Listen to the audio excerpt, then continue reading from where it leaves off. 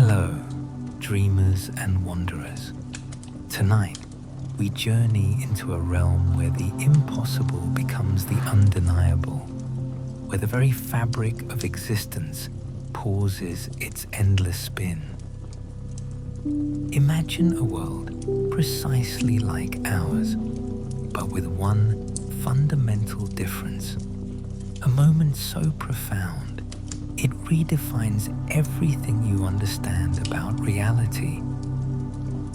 Did you know that in theoretical physics, the concept of a chronon suggests time might not be infinitely divisible, but rather composed of tiny, fundamental units? What if those units simply stopped?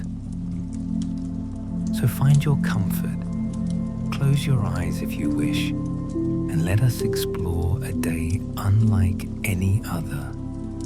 Tell me in the comments when you're listening to this story, and what one day world you want next.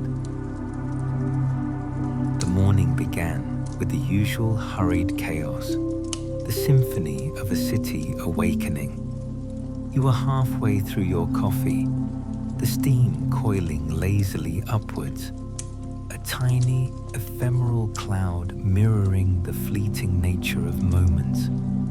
The digital clock on your kitchen counter clicked from 7:03 to nothing. A silent flicker, a momentary hesitation.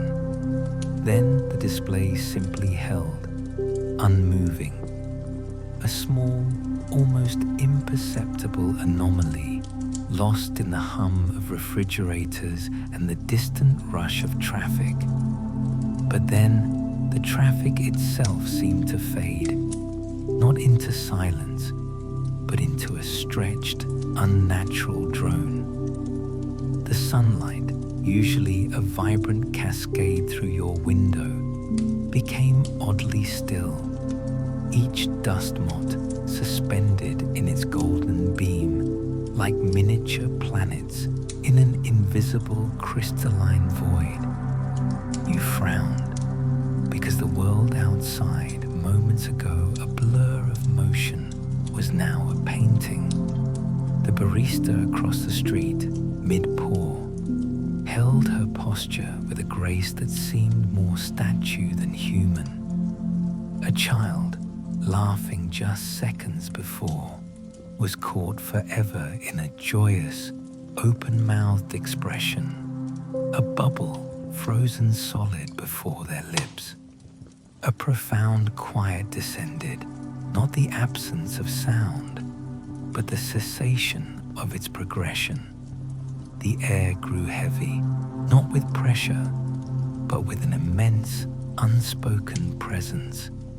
A stillness that pressed against your eardrums. You stood, coffee cup still warm in your hand, a chilling awareness blooming in your chest. The world had stopped, but you, inexplicably, had not. This wasn't a power outage. This was something far grander, far more terrifying. The question echoed in the sudden vacuum of sound. What impossible force had decided to still the very current of existence? Outside, the city was a diorama. Pigeons, mid-flap, hung in the sky like forgotten ornaments. Cars, headlights still blazing, were frozen mid-lane, their drivers trapped in expressions of routine, boredom, or frustration. You stepped onto your balcony, the crisp morning air now devoid of its usual dynamic chill, feeling instead like a perfectly preserved vacuum. The distant skyscrapers, always swaying imperceptibly, were now rigid, defiant monoliths. A half-eaten sandwich on a park bench, crumbs still clinging, became a still life. A a testament to a meal unfinished, a moment forever paused.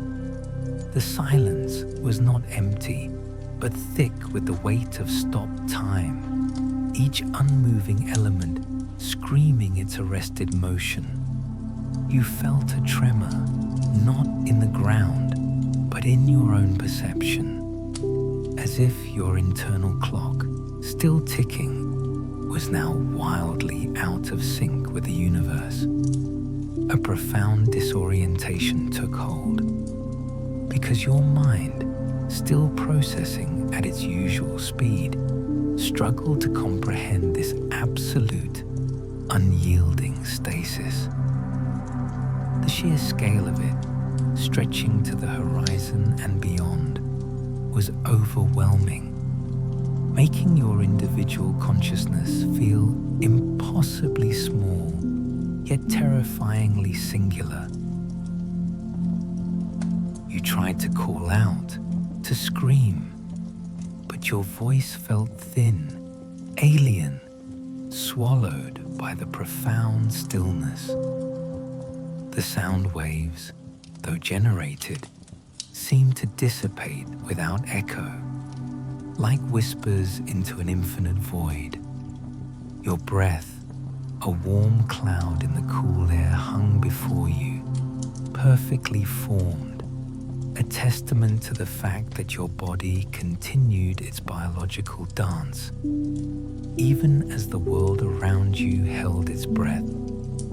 The taste of coffee, still lingering on your tongue, was a vivid, solitary sensation in this deadened world. This wasn't merely a pause, but a fundamental shift, a complete decoupling of your reality from the grand cosmic clock. Every fiber of your being screamed for explanation, for understanding, because this paradox, this impossible state of being both within and outside of time, demanded an answer. The emotional tension tightened, a knot in your stomach, as the sheer enormity of your solitude began to press in, a crushing weight in a world utterly still. The quiet was so deep, it felt like a sound itself, a low, resonant hum of absolute zero motion. Even the faintest breeze, the rustle of leaves, the distant clang of a bell, all were gone. The air itself felt denser, more substantial, as if infused with the energy of arrested movement. You could almost taste the stillness, a metallic tang on your tongue. This wasn't a dream, because the cold concrete beneath your feet was real. The slight ache in your knees from standing was real. The fear, a cold serpent coiling in your gut, was undeniably real. The world presented a profound, unyielding paradox. Everything was there, visible, tangible, yet utterly inert, devoid of the very essence that defined its existence. You yearned for a flicker, a tremor, any sign that this wasn't forever, because the idea of an eternity trapped in this singular, frozen moment was a torment beyond comprehension. This was a striking problem that demanded an explanation, a cosmic riddle whispered into an unlistening void. Your first instinct was to seek others, to find a shared glance of terror or understanding. But the street below was a tableau of isolated figures.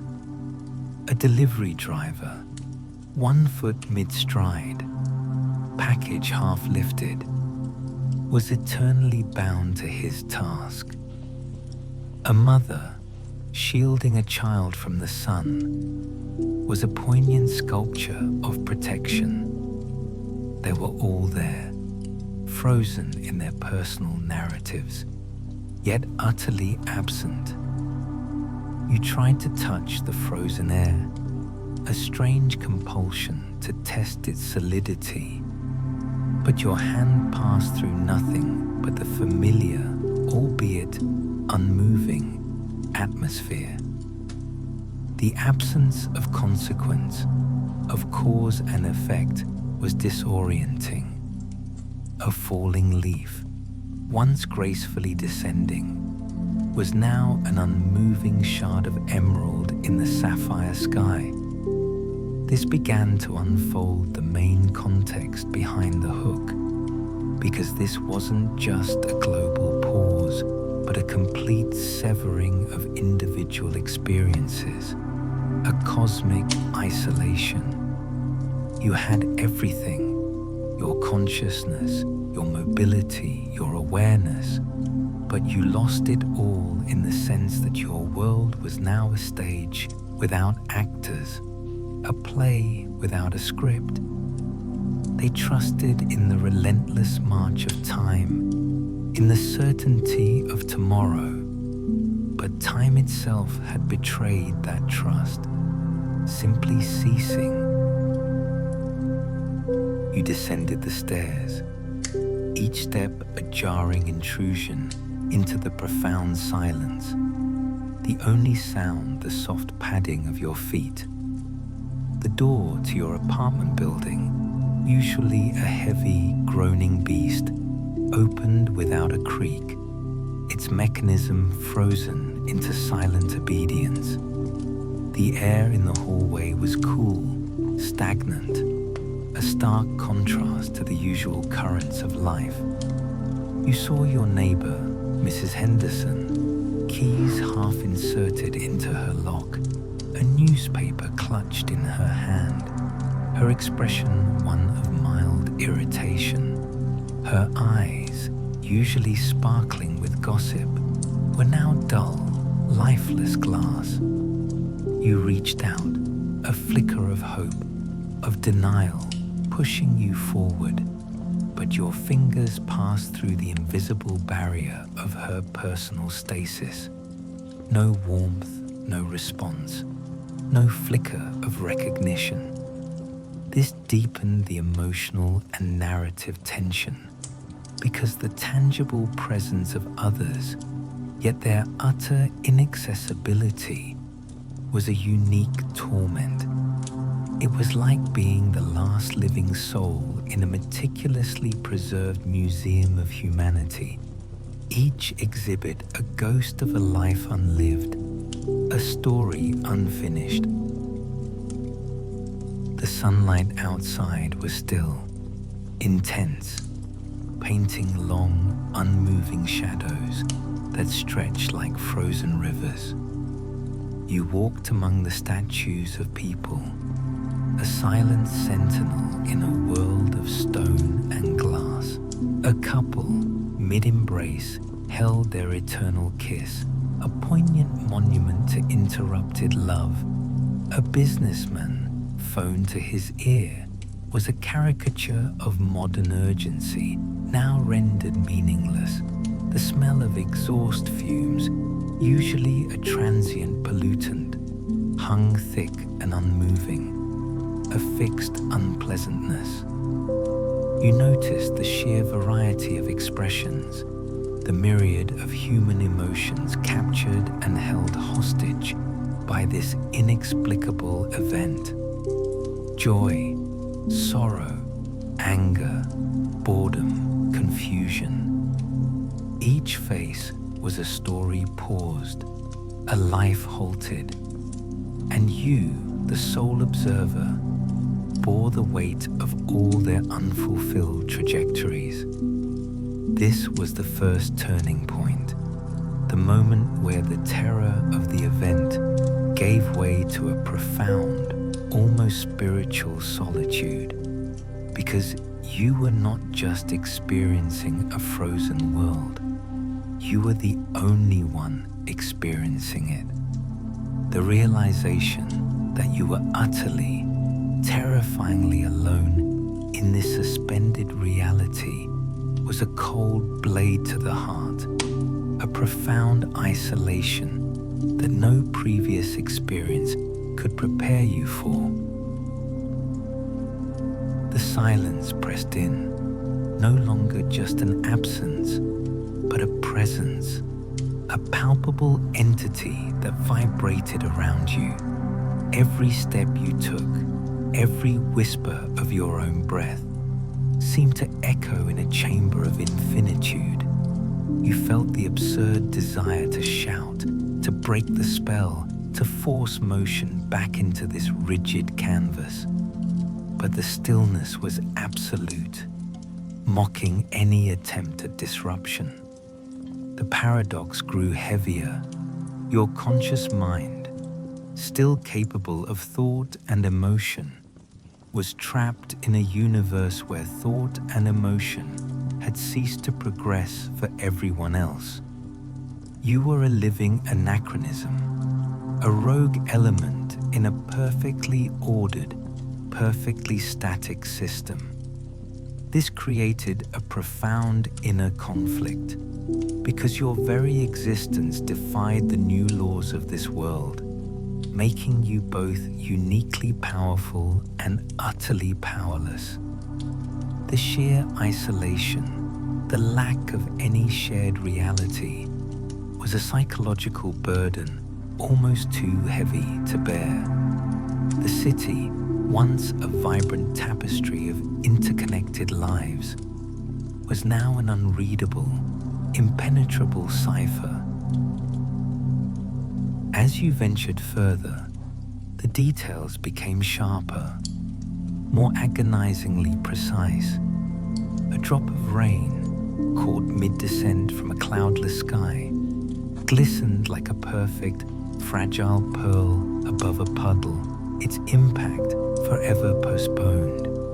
A dog, mid-bark, was a silent sentinel of frozen frustration, its hackles raised, its teeth bared. You saw a newspaper headline, "Market soar, forever optimistic, forever incomplete." These frozen moments were not just images. They were windows into interrupted futures, each a poignant what if.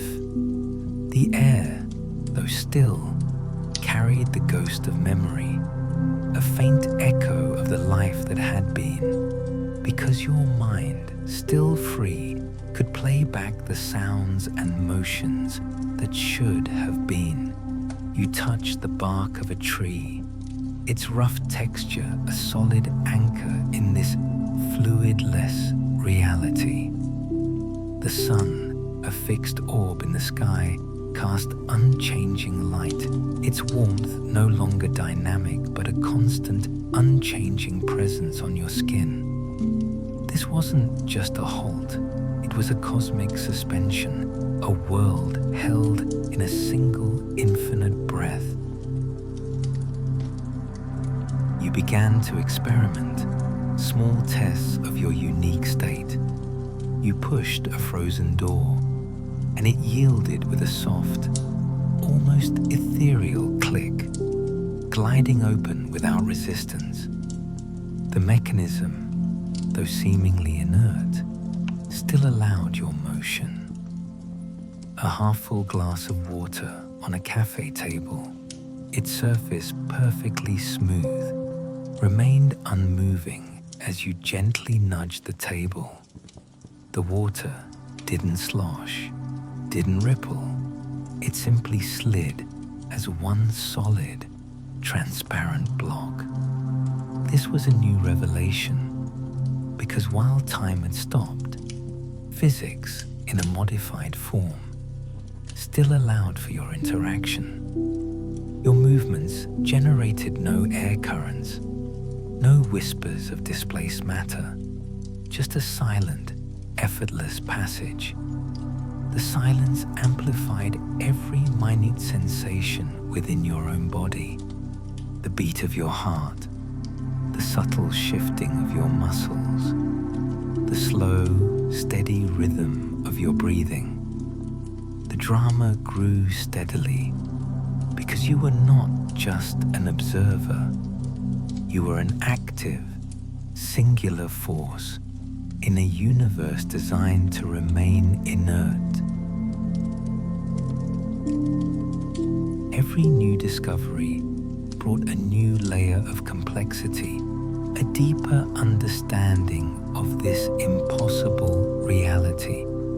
You noticed that the sky, typically a canvas of shifting clouds, was now an unblemished, fixed blue. The clouds themselves painted in place like static brushstrokes. The scents of the city, baking bread, exhaust, rain, were no longer ephemeral, but fixed, lingering aromas, like ghosts of moments past. You could walk through a cloud of perfume, and its fragrance would remain, a suspended sensory echo. This wasn't merely a lack of motion, but a comprehensive stasis affecting all dimensions of sensory input, except for your own. The visual textures of brick, concrete, glass, and fabric were hyper-real, each fiber, each imperfection, eternally illuminated. The world was a perfectly preserved specimen, and you, the only living scientist, were dissecting its stillness. The emotional weight of this unique power and profound isolation was immense, because every observation, every experiment only underscored your terrifying singularity. You were a living, breathing paradox, the only moving piece in a vast, intricate, and utterly frozen machine. The weight of the unmoving world pressed on your shoulders, a silent symphony of suspended life. You looked at your reflection in a shop window, your face etched with a mixture of awe and fear. Your hair was still, your clothes unruffled, yet your eyes held a frantic, searching intelligence that contrasted sharply with the inanimate world behind you. The reflection itself felt oddly distant, a mirror image of someone profoundly alone. The air temperature, though consistent to your body, felt stagnant, as if the very atoms had ceased their vibrational dance. You found yourself whispering, almost instinctively, to the frozen figures, a desperate attempt to break the silence, to invoke a response, but only your own voice, thin and fragile, returned. The emotional gravity deepened with each passing non-moment, because the longer you existed in this state, the more profound your separation from everything you once knew became. Each new fact, each new sensation solidified the terrible truth. You were the singular exception, the one anomaly in an otherwise perfect, unchanging stillness. This was a haunting reality, a silent scream in a world that could no longer hear. To truly grasp the magnitude of this cosmic pause, consider the fate of a clockmaker named Elias Thorne. He was in his workshop, a sanctuary of ticking precision, surrounded by gears and springs, the rhythmic pulse of countless timepieces, his constant companion. At the precise moment of cessation, Elias was delicately aligning the escape wheel of a grandfather clock, his specialized tools poised. The tiny, intricate gears, usually a blur of motion, were now perfectly still, a microscopic city frozen in its complex dance. A speck of dust, kicked up by his breathing, hung directly above his steady hand. His breath, a faint mist, was captured before his lips, a testament to his focused concentration. This personal fate illustrated the universal impact because even in the most controlled environment dedicated to the measurement of time, time itself had ceased. Elias's life, his passion, his very purpose was predicated on the flow of seconds, minutes, hours. Now that flow was gone, leaving him a silent monument to a craft rendered obsolete. The rich detail of his workshop, the glint of brass, the polished wood, the intricate springs, all serve to highlight the sudden, brutal halt to such meticulous, time-dependent work. His frozen hands, still clutching their tiny tools, embodied the world's sudden paralysis. His pet canary, chirping merrily moments before, was a small, vibrant statue, mid-song in its cage, a delicate note forever unheard. A half-filled teacup on his workbench, steam rising from its surface, showed a single, perfect wisp of vapor, an ephemeral moment made eternal. The sunlight streaming through the workshop window, usually shifting with the Earth's rotation, was fixed, casting an unmoving shadow of a potted plant across his bench. This symbolic story deepened the main theme, because Elias, the master of time, was now imprisoned by its absence. His life was a testament to order, to the predictable march of moments. And now that order had shattered, not violently, but with an eerie, profound stillness.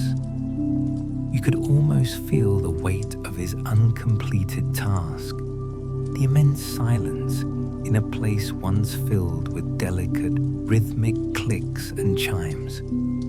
The air, thick with the scent of aged wood and metallic oil, hung heavy and unchanging, a fixed aroma of arrested life. The stillness in his workshop, a place of constant motion, was a stark, poignant reminder of the pervasive nature of this cosmic event. You imagine stepping into that workshop, the faint, lingering scent of metal and old wood, the absolute quiet. You would see Elias, his eyes wide with concentration, his breath held, poised on the precipice of a delicate adjustment that would never be completed. You could almost feel the subtle tension in his frozen muscles, the unspoken thought in his mind. The dust motes, caught in the eternal sunlight, served as silent witnesses to his arrested dedication. This created a documentary immersion effect, making the abstract concept of stop time intensely personal, because it showed not just a global phenomenon, but its intimate, heartbreaking impact on an individual's life and purpose. His story wasn't just about a man, but about the very essence of human endeavor, forever paused, forever striving. The detail of his tools, the tiny gears, the polished surfaces, all emphasize the meticulous nature of a life dedicated to managing time, now rendered tragically meaningless. This was a snapshot of a life, a moment, an entire existence caught in the grip of an unyielding universal halt. The atmosphere in his workshop, usually vibrant with the pulse of mechanical life, was now one of profound, almost sacred silence. Every cog, every spring, every lever was a testament to the lost art of motion. The light, though constant, felt heavy, imbued with the stillness it illuminated. You could trace the lines of concentration on Elias's face, a map of his dedication, now etched permanently. His glasses, slightly askew, caught the light, reflecting a world that moved only for you. This illustration, a microcosm of the larger event, profoundly strengthened the emotional connection to the hook question, because it laid bare the sheer human vulnerability to forces beyond comprehension. Elias Thorne, the master of minutes, was now a prisoner of the ultimate, unyielding moment. The stillness was not peaceful, but a heavy, sorrowful blanket, a silent elegy for all the uncompleted movements, the unheard ticks, the unfulfilled seconds of a life devoted to time itself. Returning to the main line, you understood now that this wasn't merely a stoppage, but a redefinition of existence. The world, once a ceaseless river, was now a crystal clear, perfectly still lake. Every detail, from the intricate patterns on a butterfly's wing to the individual strands of hair on a frozen head, was rendered with an impossible clarity. You walked, the only moving shadow in a world of fixed light, a phantom in a gallery of the real. The air, though breathable, offered no resistance, no subtle currents, making every movement feel strangely effortless, almost ethereal. The examples from Elias Thorne's workshop began to converge with your own experiences, painting a picture of universal stasis, a comprehensive halt that transcended mere physical motion. The profound silence, once a source of terror, now began to reveal a strange beauty, a singular, terrifying majesty. You saw the infinite complexity of every moment, forever preserved, because the world had opened its secrets, caught in the act of being. This raised the emotional and narrative pressure, because the longer you explored, the more you realized the profound implications of this eternal pause, not just for others, but for your own solitary, ticking existence. You found a library, its doors ajar, and stepped inside. The air was cool, thick with the scent of old paper and dust, now amplified by the stillness. Readers were frozen mid-page, their eyes wide with absorption, their fingers lightly grasping the corners of books. The librarian, mid-reach for a shelf, held her pose with an almost balletic grace. You pulled a book from a shelf, the faint whisper of pages turning absent, the sound absorbed into the profound quiet. The words on the page, usually fleeting thoughts, were now eternally present, demanding a timeless contemplation. This was not a world without activity, but one where all activity was internal, confined to your own mind. The sheer quantity of frozen knowledge, of arrested thought, was overwhelming, a silent testament to humanity's endless quest for understanding.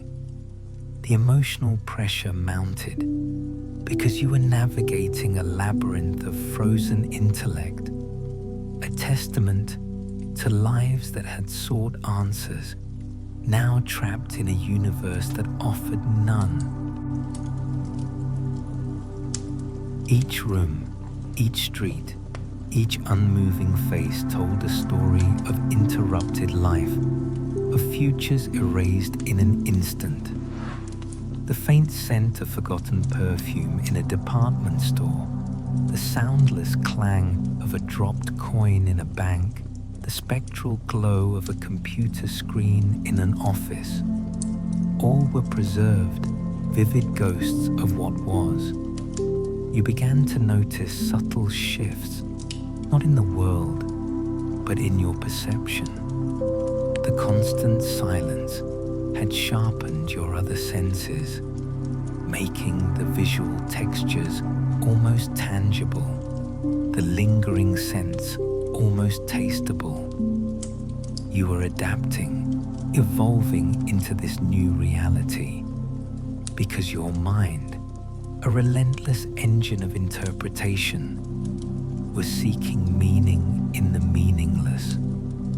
The thought that you might be the last truly temporal being, the only one moving forward, while everything else was stranded, was both terrifying and exhilarating. The world was a vast, open book, and you were the only reader, turning the pages of an infinite, unmoving story. The pressure became almost unbearable, a silent hum of profound responsibility. The certainty of sunrise, the promise of twilight, the rhythmic ebb and flow of tides, all were gone. The sun, a burning disk in a fixed sky, no longer offered the comfort of its daily cycle. The moon and stars, if they were even visible from your position, would also be caught in their celestial stasis. This was a profound realization, because it meant not just a stop to human activity, but a pause in the very mechanics of the cosmos. The earth itself, once spinning, once revolving, was now a silent, unmoving jewel in a frozen tapestry.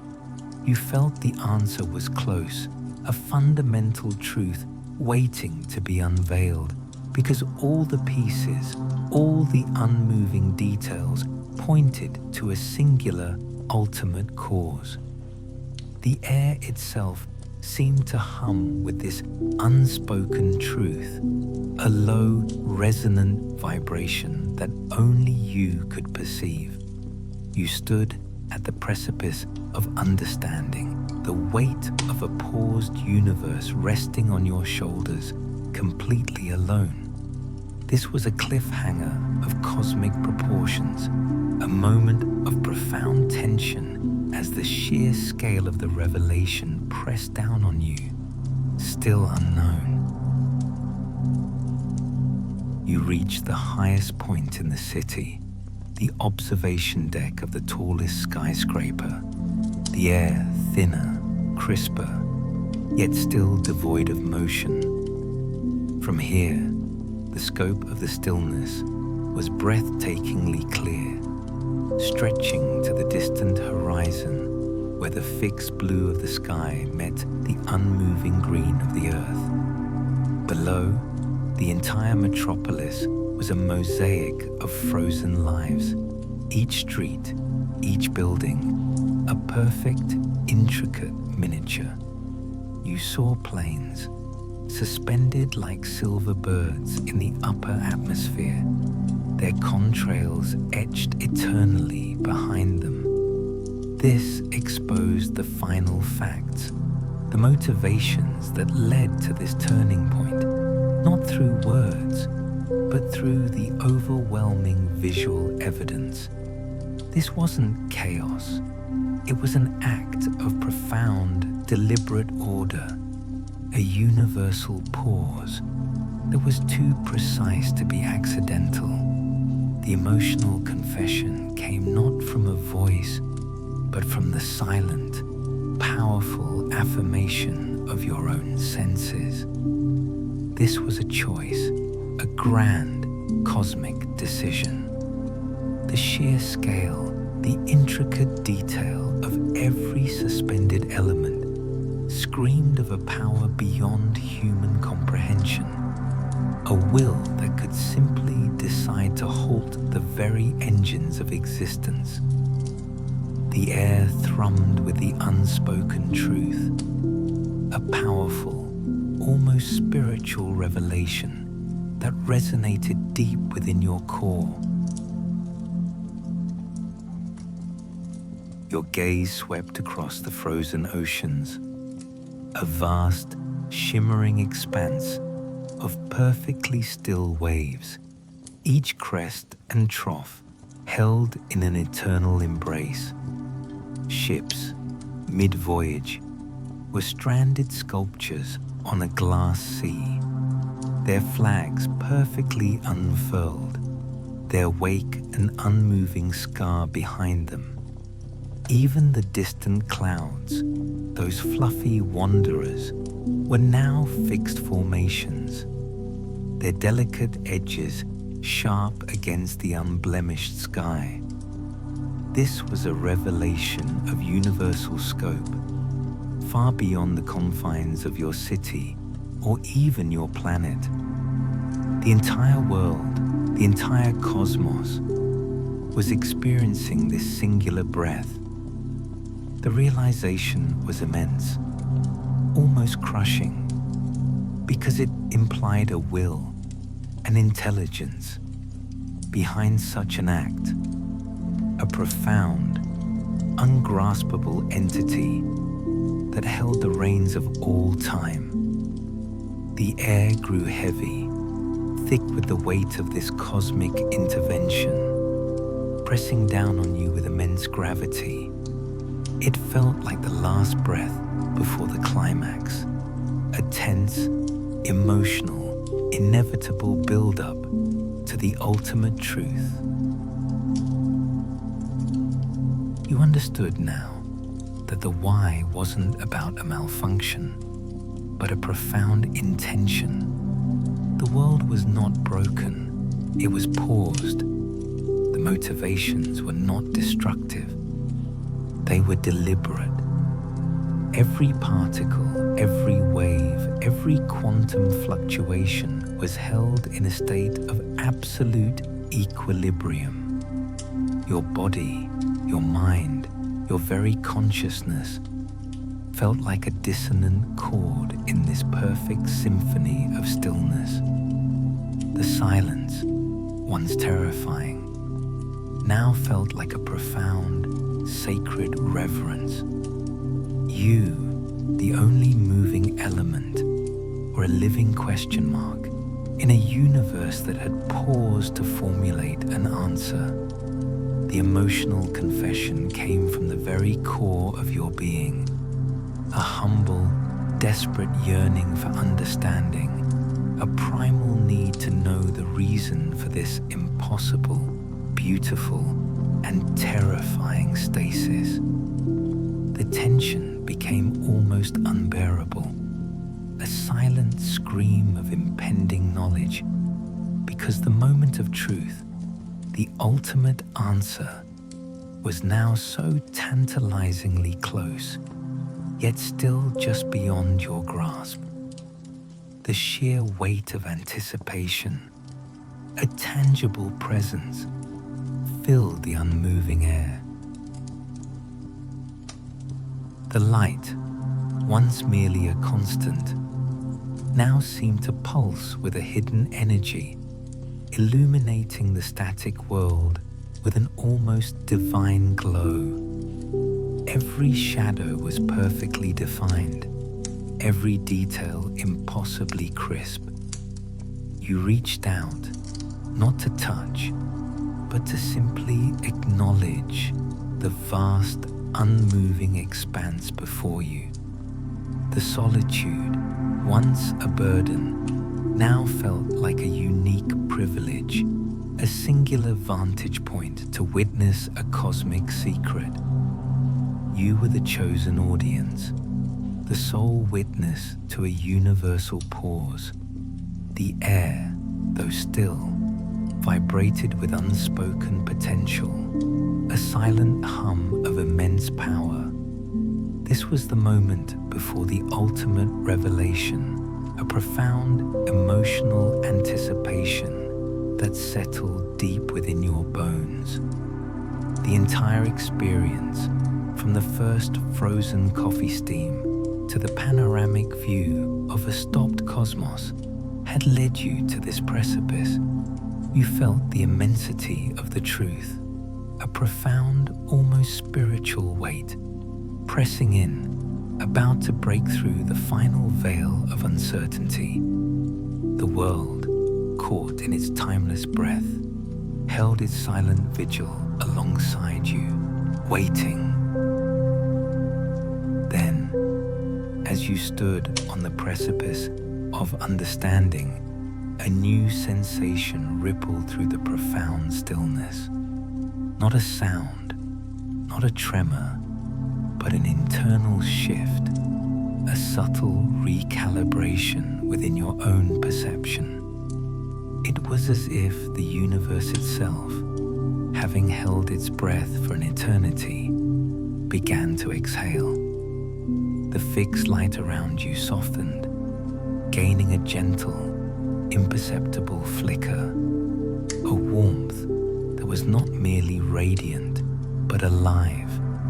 The absolute silence, still unbroken, felt imbued with a new kind of presence, an echoing resonance that hinted at a returning hum. It was a truth that unfolded not in grand pronouncements, but in the quiet, undeniable realignment of reality. You realized, with a sudden, breathtaking clarity, that time had not stopped, not truly. It had paused, yes, but not out of malice or accident or even a grand, omnipotent will. It had paused because of a fundamental cosmic fatigue, a momentary exhaustion. The universe, in its infinite complexity, its ceaseless expansion, its relentless dance of creation and destruction, had simply reached a point of profound, overwhelming weariness. It was an act of self-preservation, a universal sigh, a cosmic reset button pressed not by a god, but by the very fabric of existence itself, seeking a moment of respite before its next inevitable breath. This wasn't a punishment. It was a necessary recalibration, a quiet moment of cosmic repose, allowing the universe to gather its immense scattered energies. You finally understood. What if time itself decided to take a breath? It did, because even the infinite needs to rest. The implications were staggering. Your world, every single moment of it, was not a given, but a precious, fragile gift. A fleeting flicker that could be paused, re-evaluated, and then, perhaps, restarted. The silence, no longer terrifying, became sacred, a testament to the universe's quiet strength, its inherent wisdom. You felt a wave of profound empathy, not just for the frozen figures around you, but for the very cosmos itself. It was a deeply human revelation because it mirrored the very human need for pause, for reflection, for renewal. The world was not a machine, but a living, breathing entity with its own rhythms, its own needs, its own moments of overwhelming weariness. You looked at the frozen barista, the suspended child's laugh, the perpetually rushing cars, and saw them not as victims, but as participants in a grand, universal pause, awaiting their own return to motion. This was the emotional resolution, a sense of profound peace mixed with a humbling understanding of your place in the grand design. You were a witness to the universe's vulnerability, its quiet struggle, its immense capacity for renewal. The light intensified, no longer a fixed presence, but a living, breathing entity, washing over the frozen landscape with a gentle, insistent warmth. You felt a faint vibration, not external, but internal, a resonance within your own being that echoed the universe's awakening. The air, though still, carried a memory of movement, a ghostly whisper of what was to come. You knew that soon the grand clock would resume its ticking, the symphony of life would burst forth once more, and this singular, terrifying, beautiful moment would become a shared memory, a collective dream. But you would carry the knowledge, the profound, humbling truth of what you had witnessed. The world, in its brief, exhausted pause, had revealed its deepest secret, its inherent need for rest, for recalibration, for a quiet moment of profound stillness before the relentless dance of existence began anew. This was the climax, the ultimate unveiling, a truth that resonated with both cosmic grandeur and deeply human vulnerability. The pause was not an end, but a preparation, a necessary reset for an infinite journey.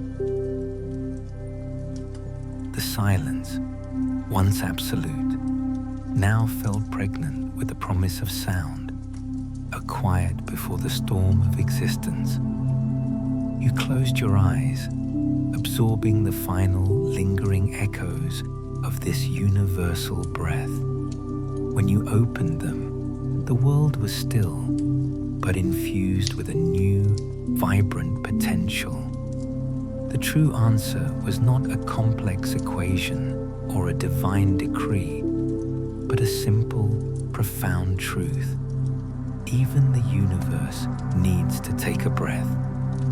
And in that breath, it revealed its deepest, most human secret.